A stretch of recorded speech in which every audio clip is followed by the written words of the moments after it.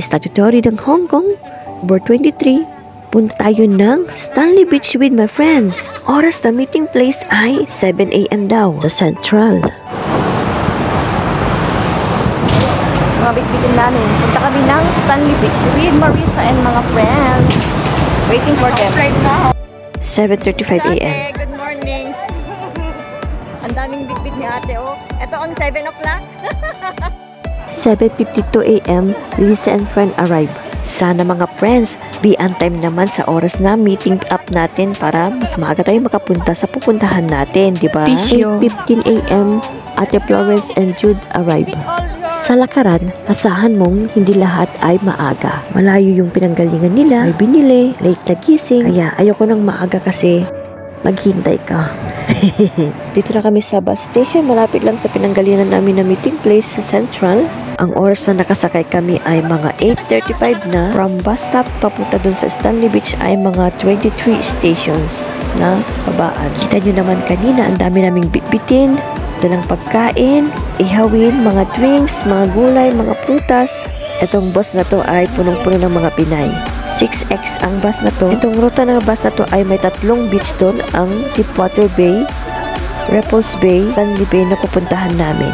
Kasi puno na, dito lang kami sa baba, kaya standing position kami kasi marami kaming bitbitin ng mga gamit. After few minutes, dito na po kami sa Stanley Beach with my friends. Lakad-lakad muna, pababa po kami. Oh, yan. Mag-video daw siya, oh. Tingnan po yung mga 60 girl. Yan talaga yung makaya... Tama na. Meron na yan. Isang libo na yan. Private beach natin. Hi, ate. Hello.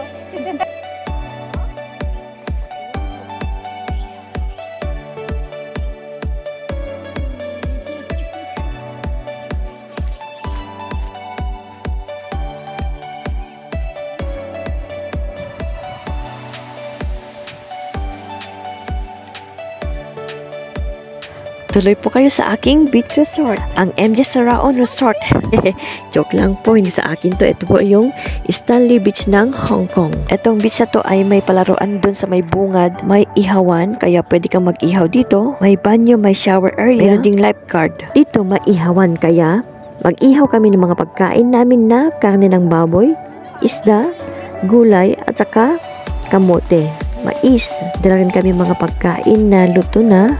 Yan, tulungan mood sa mga gawain dito para sa ating mga pagkain ma-prepare at mag-ihaw. Hi, nakaka-relax na tanawin naman po. Hindi naman po ang ganda, walang masyadong maraming tao. Masarap lumusong sa tubig malamig at saka may init pa. Maaraw. Sad to say, hindi nakaligo yung mga kaibigan namin kasi close yung shower area, walang tubig na pangbalnawan. Mga kaibigan namin na naka-arwan na, naka-swimsuit na ready sana maligo. Kaya lang hindi natuloy kasi wala silang pangbalnaw pag matapos silang maligo dito. Kaya picture-picture lang, yun na lang ang ginawa. Then kain-kain, may pag-games din. Enjoy ang isang lamang statutory holiday namin dito sa Hong Kong with my friends. Kaya pag may time, pumunta rin kami ng mga beach to and relax and enjoy life. Puro trabaho. Salamat for watching. God bless you in my next vlog.